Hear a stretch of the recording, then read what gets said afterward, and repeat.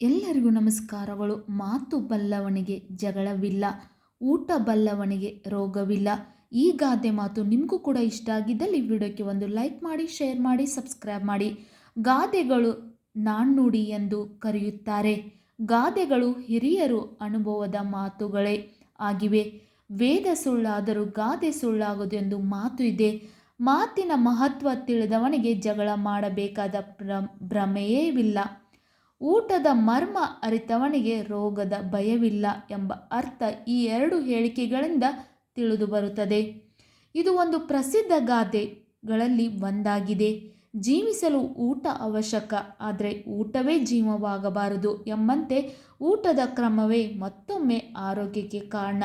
ಹಾಗೆ ಮಿತಿಯಾಗಿ ಅರ್ಥಪೂರ್ಣ ಮಾತು ನಡೆಯಬಹುದಾದ ಅನೇಕ ಜಗಳಗಳನ್ನು ತಡೆಯುತ್ತದೆ ಎಂಬುದನ್ನು ಈ ಗಾದೆಯು ಸೂಚಿಸುತ್ತದೆ.